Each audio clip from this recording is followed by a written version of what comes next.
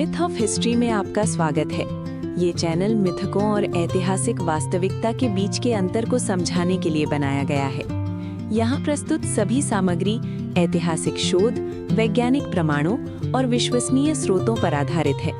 हम सभी धर्मों, संस्कृतियों और विश्वासों का सम्मान करते हैं। हमारा उद्देश्य शिक्षा, जागरूकता और तार्किक सोच को बढ़ावा देना है। मिथ ऑफ हिस्ट्री, कहानियों के पीछे की सच्चाई जानिए।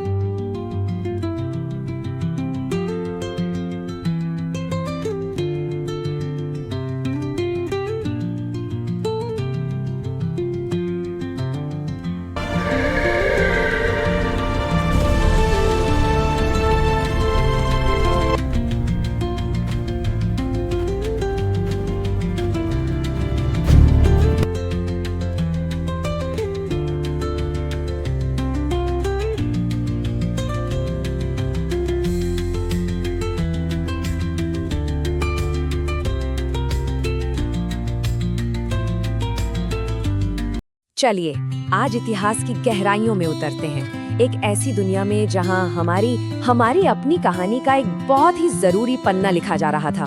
जरा सोचिए, हम बात कर रहे हैं आज से कोई 24 लाख साल पहले की। जगह है अफ्रीका का विशाल मैदान, और यहीं इसी धरती पर कुछ ऐसा हो रहा था जो हमेशा के लिए सब कुछ बदलने वाला था। तो जो ये प्रजाति यहाँ उभर रही थी वो ना तो पूरी तरह से हमारी तरह थी, मतलब आज के इंसानों जैसी, और ना ही पूरी तरह से जानवर। तो फिर ये था कौन? ये एक रहस्य है, और यही रहस्यमयी पूर्वज हमारी कहानी का सबसे अहम मोड़ है। और यहीं से एक बिल्कुल नई कहानी शुरू होती है। तो चलिए मिलते हैं होमो हैबिलिस से। इनको एक और नाम से भी जाना जाता है, द हैंडीमैन। अब मन में सवाल आता है, ये हैंडीमैन नाम क्यों? भाई, क्योंकि इसने कुछ ऐसा कर दिखाया जो इससे पहले किसी ने नहीं किया था। होमो हैबिलिस, ये वो पहली प्रजाति थी जिसने सोच समझकर, जानबूझकर पत्थर के औजार बनाए। और देखिए, ये कोई छोटी मोटी बात नहीं थी। ये तो वो चिंगारी थी जिसने एवोल्यूशन यानी विकास की पूरी दिशा ही बदल दी। और यहीं से हमारी आज की कहानी का पहला कदम उठाया गया। तो सवाल ये उठता है कि औजार बनाने की ये काबिलियत ये आई कहाँ से? इसका जवाब छिपा है हमारे सबसे जरूरी एवोल्यूशन में, एक बड़ा और ज्यादा विकसित दिमाग। अगर हम इसके पूर्वज ऑस्ट्रेलोपिथेकस से इसकी तुलना करें तो सफर साफ दिखता है।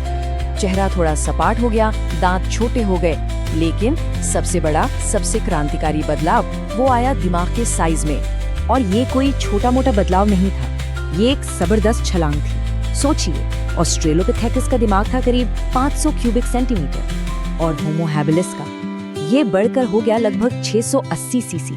मतलब एवोल्यूशन की रफ्तार में ये एक बहुत बड़ी तेजी थी। इसे अगर दूसरी तरीके से समझें तो ये दिमाग की कैपेसिटी में सीधे 35% का इजाफा था। और जानते हैं इस क्रांति को ताकत कहाँ से मिली? बेहतर खाने से। औजारों की मदद से जो पौष्टिक मांस और बोन मैरो मिलने लगा, उसने दिमाग के विकास को और तेजी दे दी। ठीक है, तो दिमाग बड़ा हो गया, लेकिन सवाल है किस लिए? जवाब आसान है, जिंदा रहने के लिए। वो दुनिया वो बहुत खतरों से भरी थी, और वहां टिके रहने के लिए सिर्फ शरीर की ताकत काफी नहीं थी। अब उन्हें जरूरत थी एक नए औजार की। जरा उस जिंदगी की कल्पना कीजिए, हर दिन का संघर्ष, लगातार भूख और प्यास से जूझना, बड़े बड़े शिकारियों से बचना, और ऊपर से वो सख्त बदलता हुआ मौसम। बस यही थी उनकी रोज की जिंदगी। और इसी संघर्ष का जवाब बनकर आए ओल्डोवन टूल्स। ये मानव इतिहास की पहली टेक्नोलॉजी थी। सुनने में बहुत सिंपल लगते हैं ना, है ना? बस एक पत्थर को दूसरे से टकराकर एक तेज धार बना लेना। लेकिन यकीन मानिए, अपने समय के लिए ये एक इनकलाबी, बहुत शक्तिशाली औजार थे। और ये सिर्फ अंधाधुंध पत्थर टकराना नहीं था, नहीं, इसमें दिमाग लगता था।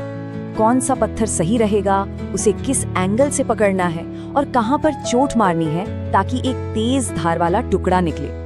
ये प्रॉब्लम सॉल्विंग का हम कह सकते हैं सबसे पहला रूप था। और इन सिंपल से दिखने वाले औजारों ने सचमुच सब कुछ बदल दिया।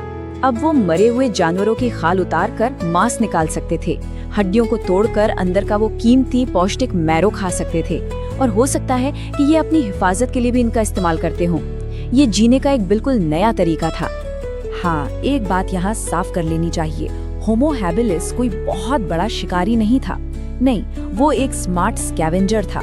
मतलब वो बड़े जानवरों के छोड़े हुए शिकार की ताक में रहता था और फिर अपनी अक्ल और औजारों का इस्तेमाल करके वो चीजें हासिल कर लेता था जहाँ तक कोई और नहीं पहुँच सकता था। तो औजारों और बड़े दिमाग ने सिर्फ अकेले अकेले जिंदा रहना आसान नहीं किया। नहीं, इन्होंने कुछ और भी बड़ा मुमकिन किया। इन्होंने नींव रखी हमारे सामाजिक जीवन की। होमो हैबिलिस अकेले नहीं घूमते थे। वो करीब 10 से 15 लोगों के छोटे छोटे ग्रुप्स में रहते थे। और उनका दिन कैसे बीतता था? खाना ढूंढने में, औजार बनाने में और हाँ, एक दूसरे के साथ रहने में। उनका पूरा सर्वाइवल सहयोग पर यानी कोऑपरेशन पर टिका था। और इन्हीं ग्रुप्स में हमें समाज की पहली झलक मिलती है। खाने की तलाश में एक दूसरे की मदद करना, फिर जो मिला उसे आपस में बांटना, शायद अपने घायल साथियों की देखभाल भी करना। और कम्युनिकेशन, हाँ वो भी था, इशारों और कुछ आवाजों के जरिए, एक बहुत ही शुरुआती भाषा में। तो अब तक हमने जो भी बातें की हैं, ये सिर्फ एक पुरानी प्रजाति की कहानी नहीं है। ये असल में हमारी अपनी कहानी का टर्निंग पॉइंट है। वो मोड़ जहाँ से वो रास्ता शुरू हुआ जो आज सीधा हम तक पहुँचता है। ये टाइमलाइन इस बात को बिल्कुल साफ कर देती है। ऑस्ट्रेलोपिथेकस से लेकर हम यानी होमो सेपियंस तक ये जो लाखों साल का सफर है ना, उसमें होमो हैबिलिस वो सबसे जरूरी मोड़ था। वो लिंक जिसने दिमाग और टेक्नोलॉजी को हमारे एवोल्यूशन के सेंटर में लाकर खड़ा कर दिया। तो आखिर में हम कह सकते हैं कि ये हमारे उस पूर्वज के लिए शायद एक छोटा सा कदम था, लेकिन पूरे मानव इतिहास के लिए ये एक बहुत बड़ी छलांग थी। औजार बनाने की इसी एक काबिलियत ने आगे आने वाली हर एक टेक्नोलॉजिकल और सोशल तरक्की का दरवाजा खोल दिया। तो अगली बार जब कोई भी मॉडर्न टेक्नोलॉजी हाथ में आए, तो बस एक पल के लिए उस हैंडीमैन को याद करना बनता है, क्योंकि ये सिर्फ एक प्रजाति की कहानी नहीं है। ये हमारी अपनी शुरुआत की कहानी है।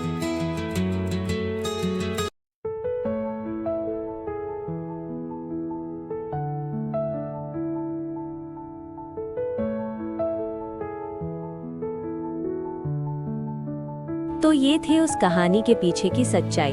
मिथ ऑफ हिस्ट्री पर हमारा प्रयास है मिथकों और इतिहास के बीच के अंतर को समझाना और आपको प्रमाणों पर आधारित जानकारी देना।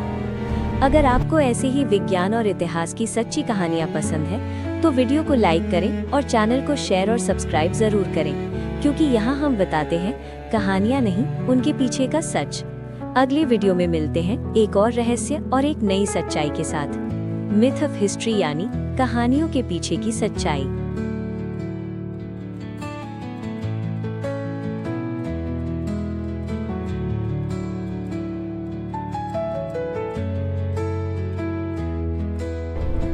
For this we are the new God. Let this inspire our shared future.